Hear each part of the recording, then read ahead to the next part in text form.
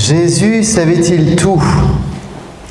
C'est par ce titre volontairement un peu accrocheur que se conclut ce parcours que nous avons fait tout au long de l'année. C'était des titres volontairement accrocheurs qui ne disent peut-être pas forcément exactement la teneur des rencontres, mais en tout cas va se poser la question, dans le développement du dogme, dans le développement christologique, la question de la science du Christ. C'est une des crises qui va apparaître dans la suite des conciles. Vous savez que les conciles nous ont aidés à y voir plus clair dans la relation entre la nature humaine et la nature divine du Christ, voir leur interaction. Et ça, c'est ce qui s'est développé tout au long des conciles depuis le début. Il y a quelque chose d'assez logique finalement. Lorsque on a on va dire, au commencement de l'ère chrétienne, des phrases de l'Évangile telles que « Le Père et moi, nous sommes un, qui me voit, voit le Père », alors on peut les accueillir avec beaucoup de foi, et c'est très bien, et c'est le but. Mais en même temps, les chrétiens, dès le début, se sont posé des questions. Et c'est comme ça que le dogme, on va dire, a eu besoin de se développer, que notre foi a eu besoin de se préciser.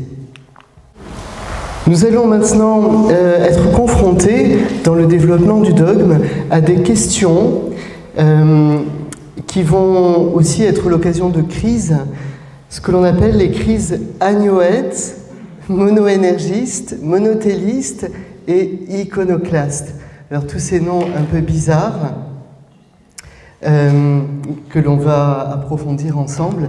Et les conciles de Constantinople III et Nicée II vont nous aider à résoudre ces questions-là et à avancer dans la foi. Donc après le concile de Chalcédoine en 451, plusieurs controverses ont surgi sur la nature et la volonté du Christ. Et les deux conciles que nous allons survoler aujourd'hui vont nous permettre de voir quelles sont les clarifications essentielles qui ont été apportées. Alors on peut passer. Alors dans les épisodes précédents, histoire de nous rappeler un petit peu d'où nous venons, et où nous en sommes dans la clarification de la foi. Il y a eu le concile de Nicée en 325 qui affirmait que le Père et le Fils étaient consubstantiels, ce qui était déjà un pas énorme dans l'intelligence de la foi. Il faut bien réaliser cela. Puis il y a eu le concile de Constantinople I qui développait le dogme trinitaire en montrant la place de l'Esprit Saint. Puis il y a eu le concile d'Éphèse en 431, qui était une réponse au nestorianisme, affirmant l'unité de la personne du Christ, et puis avec Marie Théotokos, Marie Mère de Dieu. Ce dogme, cette déclaration qui permettait, en affirmant que Marie était la Mère de Dieu, que le Christ était aussi Dieu. Puis il y a eu le concile de Chalcédoine, qui affirmait que le Christ est à la fois pleinement divin et pleinement humain, avec l'affirmation des deux natures. Et nous en sommes là, aujourd'hui. Et des débats, demeurent. Le concile de Chalcédoine ne va pas mettre un terme à tous les débats. Certains de ces débats vont même se muer en crise, et il faudra attendre les conciles de Constantinople III et Nicée II pour y mettre un terme. Et va se poser maintenant la question de la crise agnoète.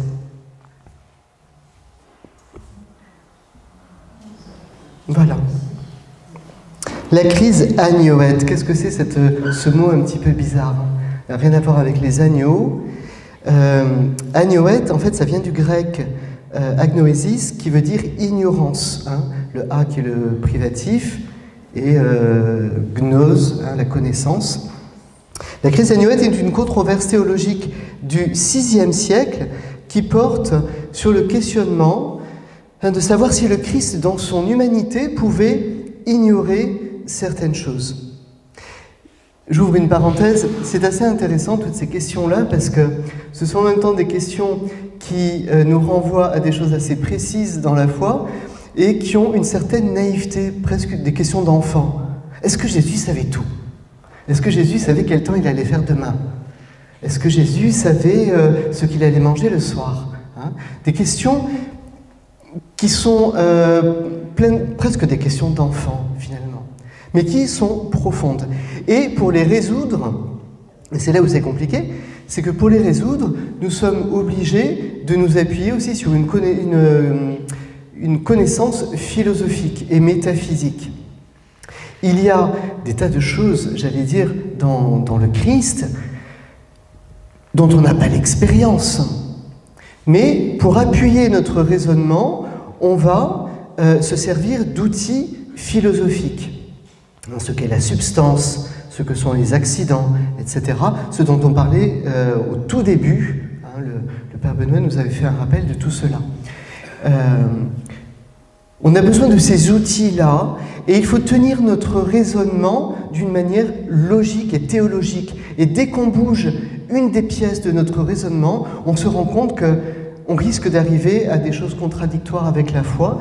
Donc notre raisonnement s'appuie vraiment sur ces outils philosophiques. Et c'est aussi comme ça que le dogme s'est précisé. Donc ça remettait en question l'omniscience du Christ, en particulier en ce qui concerne ses connaissances divines et humaines. Alors comment est née cette crise? Ça vient avec un moine d'Alexandrie, Thémistios, qui affirmait que l'âme humaine du Christ était sujette à l'ignorance et qu'il n'avait pas forcément connaissance de tout en tant qu'homme. Et ça s'appuie notamment sur cette phrase de saint Matthieu: « Quant à ce jour et à cette heure, nul ne les connaît, ni les anges des cieux, ni le Fils, mais seulement le Père. » Alors cette phrase a jeté un peu la confusion dans l'esprit de certains, et ce moine d'Alexandrie s'est fait un peu le porte-parole de cette crise-là. Et tous ces partisans, on les appelait donc les agnoètes, ceux qui soutenaient que le Christ, dans son humanité, ne connaissait pas tout, y compris des réalités comme la date du jugement dernier. Alors c'est évident que le Christ a dû apprendre des choses. Il a appris à lire, il a appris les psaumes, il a appris des tas de choses sur les genoux de Marie, sa mère, etc. Donc il y a eu une certaine croissance dans sa connaissance. Mais la question va un petit peu plus loin. Cette thèse a été vivement contestée, notamment par Grégoire le Grand, Grégoire Ier. Le Christ, dit-il, possède une science divine parfaite en étant le Verbe incarné, parce que Dieu ne peut pas ne pas connaître certaines choses. Mettre une limite à la connaissance de Dieu, ce serait mettre une limite en Dieu, or Dieu ne peut pas avoir de limite. C'est une contradiction. Vous voyez, on est obligé de garder un argument philosophique pour avancer dans la théologie. Dieu ne peut pas ne pas connaître certaines choses. Donc Dieu est omniscient, c'est une de ses caractéristiques. Mais si le Christ semble ignorer certaines choses dans l'Évangile, eh bien c'est peut-être soit par humilité, soit pour accomplir aussi une certaine pédagogie divine à notre égard. L'enjeu de ces discussions, c'est véritablement de manifester l'unité des deux natures du Verbe incarné, nature humaine, nature divine, qui ne sont pas séparées l'une de l'autre. Le Christ, il faut bien essayer d'imaginer ça, mais précisément, nous n'en avons pas l'expérience, on ne peut qu'essayer de le penser. Le Christ n'est pas compartimenté, il n'est pas en silo, par strates, une strate humaine, une strate divine, voilà, c'est pas un millefeuille, c'est la personne du Verbe incarné. Et donc en 600, le pape Grégoire va condamner cette position agnoète comme une hérésie, et affirme que le Christ, dans son humanité, possède la science infuse, c'est-à-dire une connaissance parfaite de tout ce qui est important pour notre salut. Alors la conclusion et l'impact de cela, c'est vrai que la crise agnoète reflète des tensions sur toujours cette compréhension sur l'articulation nature humaine, nature divine. C'est ça le cœur du problème, c'est pour ça que je vous ai rappelé les précédents conciles. En fait, tout vient de là. Comment ça s'articule le fait que le Christ soit vrai Dieu et vrai homme? Et on n'a pas une expérience de cela d'une manière personnelle, parce que nous, on n'est pas les deux, on n'est que hommes, hein, donc forcément, on avance à tâtons et en même temps en nous appuyant sur les outils philosophiques. Ce qui est important, c'est de garder le souci de préserver la plénitude de l'humanité du Christ sans pour autant diminuer son omniscience divine. On ne peut pas, on est obligé de tenir les deux ensemble. Ça va, vous me suivez? On continue. Et c'est le concile Constantinople III qui va aborder la résolution de cette crise-là. Même si elle n'a pas été traitée directement dans ce concile, elle a, on va y voir, on y verra un petit peu plus clair tout à l'heure, elle va déjà permettre de clarifier une certaine articulation entre nature humaine, nature divine, c'est toujours là. La même question. Va émerger ensuite une autre crise, un autre débat, c'est la question du monoénergisme. Mono, un seul, et énergisme, alors oui, l'énergie bien sûr, mais c'est une manière d'exprimer la question de l'opération, l'action. En fait, quand Jésus agit, qui agit? C'est l'homme ou c'est Dieu? Ce sont toujours ces mêmes questions que se sont posées les premiers chrétiens. Nous, ce sont peut-être des questions qui nous dépassent, parce qu'on se dit, quand je lis l'Évangile, moi je ne me pose pas du tout ce genre de questions, mais c'est comme ça que les premiers chrétiens ont eu besoin d'avancer et de connaître mieux leur foi. Donc c'est un terme qui désigne une controverse théologique qui a eu lieu au cours du 7e siècle, voilà, autour de la question de l'unité des opérations, des modes opératoires en Jésus, entre sa nature humaine et sa nature divine. Le concile de Chalcédoine avait affirmé les deux natures du Christ, sans confusion, ni mélange, sans distinction, ni séparation. Mais certains théologiens, très attachés à manifester l'unité, proche de la ligne monophysite, affirment, oui, il y a deux natures, mais il n'y a qu'une opération en Jésus. Et c'est là où le Concile va apporter une résolution à cette crise. Alors, ça a été soutenu par des figures comme Héraclius et Serge Ier. Je ne connais pas personnellement, mais je vous les cite. La crise du monoénergisme découle vraiment de cette affirmation qui a été perçue comme problématique. Un risque d'affaiblir l'humanité de Jésus. Si Jésus n'agissait que selon un seul mode opératoire, bien ça pourrait diminuer l'humanité réelle de Jésus, car ses actions humaines pourraient être vues comme étant seulement des manifestations d'un homme et non pas comme quelque chose de divin qui nous sauve. En réponse au monoénergisme, eh bien, l'Église a défendu une doctrine dite dioénergiste, de duo, Dieu et énergie, deux, et énergiste, l'énergie, vous avez compris, qui affirme que le Christ agit selon deux modes opératoires distincts, un divin, un humain, mais toujours en union en vue de notre salut. Et il y a une autre question qui évidemment va émerger, c'est la crise suivante.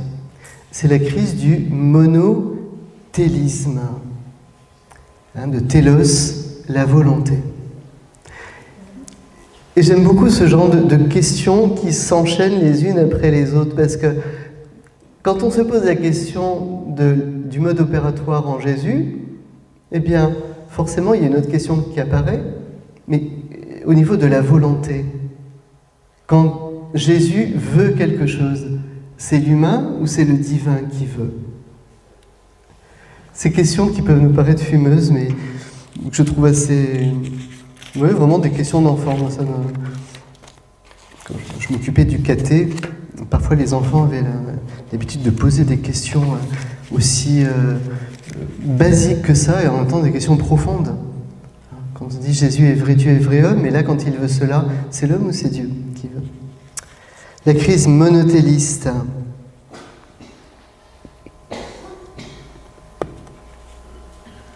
Donc c'est une crise qui émerge au 7e siècle, qui affirmait que le Christ n'avait qu'une seule volonté, et non deux volontés, divine et humaine, comme le soutient la doctrine traditionnelle.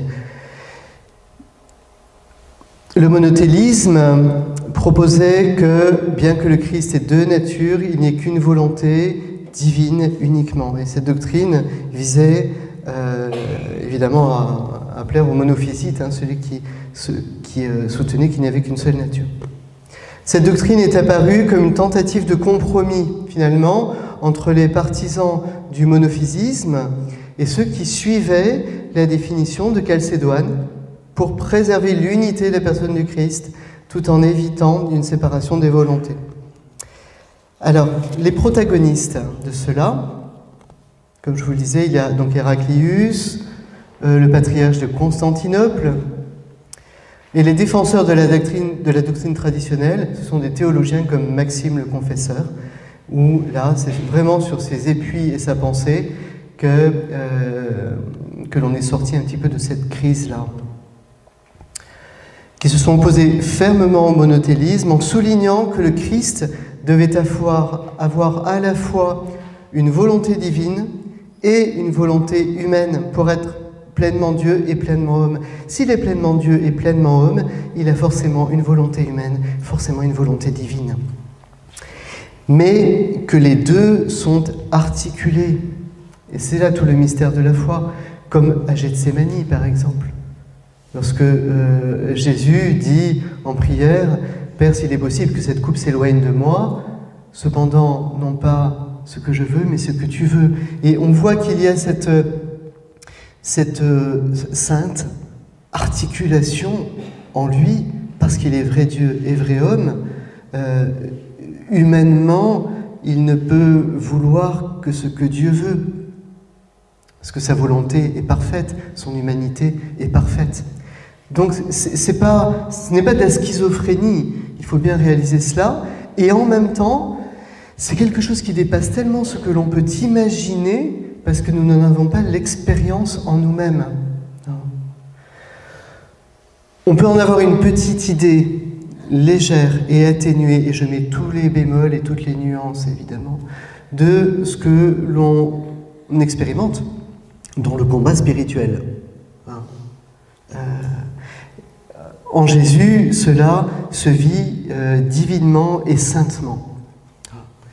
Le concile Constantinople III a rejeté donc le monothélisme, affirmant que le Christ a bien deux volontés, une volonté divine, une volonté humaine, en harmonie, sans confusion ni séparation, vraiment dans la droite ligne du concile de Chalcédoine. Ce concile a également condamné les partisans du monothélisme, dont le patriarche Serge Ier, excommunié, et plusieurs figures importantes liées à cette hérésie. C'est comme ça que les choses se sont développées. Et on arrive au concile de Nicée, avec la crise iconoclaste. Alors iconoclaste, c'est pas d'abord une insulte du capitaine Haddock, Qu'est-ce que c'est les iconoclastes? Eh bien, ça vient du terme eikon en grec, qui désigne l'image, et le verbe casser, briser. L'iconoclasme désigne donc la destruction des images religieuses, notamment les icônes chrétiennes qui étaient utilisées dans les églises et adorées par les fidèles. Ça a démarré au début du 8e siècle lorsque l'empereur byzantin Léon III interdisait donc l'utilisation d'icônes dans les églises. Il y avait une raison théologique, il y avait une raison politique également. Les raisons théologiques, ça s'appuie, on va dire, sur ce commandement de l'Ancien Testament. Tu ne feras pas d'image, tu n'adoreras pas d'image de ton Dieu, tu n'en feras pas d'image. Il y a aussi une raison politique. L'empereur Léon III cherchait à renforcer le pouvoir impérial et à réduire un petit peu le pouvoir du clergé, notamment dans les monastères. Les monastères étaient assez puissants et les monastères étaient très attachés aussi la vénération des icônes. Et donc il y a ces deux motifs. Là, c'est, on va dire, un aspect historique et temporel qui vient parasiter des raisons théologiques. Voilà, donc la raison théologique, c'est « tu ne feras pas d'image ». Donc il y a eu tout un courant, comme cela, iconoclaste. Et il y a eu des défenseurs des icônes, bon, le pape Grégoire II, mais surtout Saint Jean Damascène, qui est un saint très intéressant. Il est considéré comme le dernier père de l'Église orientale. Hein. Dans l'Église orientale, ça va un tout petit peu plus loin qu'en Occident. Saint Jean Damascène, je vous inviterai vraiment à lire certains de ses écrits. Il a notamment écrit, on va dire, une des premières sommes théologiques qui s'appelle La défense de la foi orthodoxe. Orthodoxe dans le sens droit, hein, juste, dans la rectitude de la foi. Il a également écrit plusieurs textes sur la Vierge Marie, qui sont très très beaux, et un écrit sur l'islam. C'est intéressant d'avoir un témoignage des premiers siècles sur l'islam. Et il a notamment défendu les icônes. Comment a-t-il défendu les icônes? Eh bien, en s'appuyant déjà sur la logique de l'incarnation. L'incarnation, et ça c'est le grand argument, puisque Dieu s'est fait homme, l'invisible s'est rendu visible. Donc, certes, on ne peut pas peindre l'invisible, au risque de le trahir, et j'allais dire de l'aplatir et de faire de l'anthropomorphisme, hein, de faire un Dieu à notre image alors que c'est nous qui sommes à la sienne. Mais puisque Dieu s'est rendu visible, on peut peindre le visible. Et donc ce n'est pas incompatible avec ce commandement tu ne feras pas d'image de ton Dieu et tu n'adoreras pas d'image. Hein, vous comprenez cet argument-là? Dans l'Ancien Testament, certes, c'est avant l'incarnation. Donc, peindre l'invisible, c'est effectivement un risque de trahir la foi. Mais à partir du moment où Dieu s'est incarné en Jésus, on peut tout à fait le peindre et avoir des icônes. D'autant que les icônes ne font pas que représenter le Christ, mais elles représentent aussi des attitudes spirituelles. On a des scènes qui sont en icône. La fuite en Égypte, la Seine, etc. Donc ce sont aussi des attitudes spirituelles que l'on peut tout à fait représenter. Et donc Saint Jean Damascène a vraiment défendu les icônes et a apporté aussi une précision importante, c'est notre rapport aux icônes, aux images saintes, la différence entre la latrie et la dulie. La latrie, c'est être idolâtre. Il y a une adoration qui n'est due qu'à Dieu. Et effectivement, on n'adore pas une icône comme on adore Dieu. En revanche, on peut avoir une vénération pour les icônes, être iconodule. Vous allez repartir avec des tas de mots là. Iconodule, iconoclaste, monoénergiste. C'est... Voilà. Ça enrichit notre compréhension en même temps de... Vous savez que pour les orthodoxes, pour les orientaux, une icône est véritablement une fenêtre sur l'invisible. Beaucoup plus, le rapport qu'ils ont aux icônes est beaucoup plus fort que chez nous en Occident, dans l'Église d'Occident. Pour un oriental, une icône est une fenêtre sur l'invisible et nous met en présence avec l'invisible. Il y a une certaine forme de présence.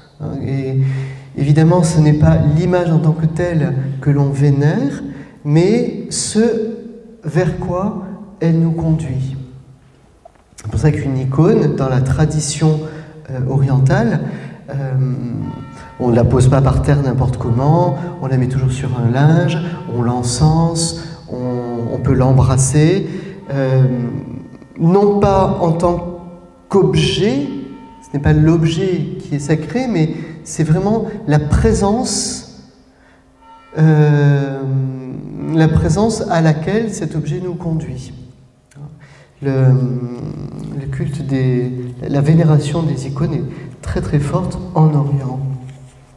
Et donc c'est le concile de Nicée II qui va résoudre cette crise-là, et ça a évidemment une importance considérable en termes de conséquences dans l'art sacré. C'est grâce à cela que tout l'art sacré s'est développé en Orient, mais en Occident.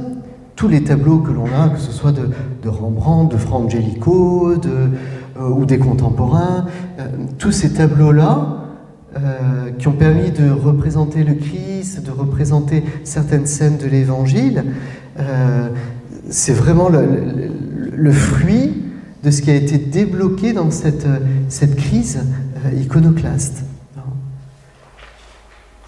Alors, tout cela, on le voit, pour résumer et pour conclure, ce sont des conséquences, toutes ces crises successives qui n'ont pas forcément été des crises majeures, elles n'ont pas eu toute la même importance, mais elles ont permis de préciser notre foi. Lorsque l'on dit « je crois en Jésus-Christ, vrai Dieu et vrai homme », eh bien c'est lourd de conséquences, c'est riche de questions, ça a été la source de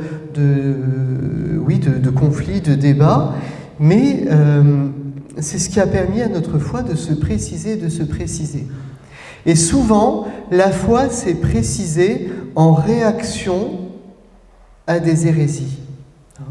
C'est face à quelque chose qui nous heurte au niveau de la foi que les théologiens s'arrêtent un instant, réfléchissent, prennent les arguments, prennent les outils philosophiques et essayent de voir si c'est compatible ou pas avec la foi. Et si ce n'est pas compatible, eh bien on le rejette. Vous savez, je vous rappelle juste la définition d'une hérésie. Une hérésie, c'est pas forcément dire une grosse bêtise, une grosse ânerie. Ça vient du verbe choisir en grec. C'est quand, sur l'ensemble du donné de la foi, on ne choisit qu'une partie et on ne retient pas l'autre. Alors, ce que l'on prend est vrai, mais il devient faux s'il n'est pas contrebalancé par ce qui n'a pas été choisi. Quand on dit Jésus-Christ, vrai Dieu et vrai homme, si on ne fait que retenir le fait que Jésus est vrai Dieu, c'est juste en soi. Mais ça devient faux si on ne tient pas le fait qu'il est aussi vrai homme. Et on doit tenir les deux ensemble. Une hérésie, c'est quand on ne choisit qu'un bout de la foi et qu'on ne prend pas le reste. Et là, forcément, eh bien, les chrétiens, les théologiens, les fidèles aussi, sentent que quelque chose ne va pas dans l'équilibre de la foi. Et c'est comme cela qu'il y a des conciles qui se réunissent pour étudier la question et dire non, ça, on ne peut pas, logiquement, théologiquement, on ne peut pas ne pas prendre la totalité du mystère. Même s'il nous dépasse, même si on ne le cerne pas complètement, on est obligé de tenir et ça, une volonté et humaine et divine, un mode opératoire et humain et divin.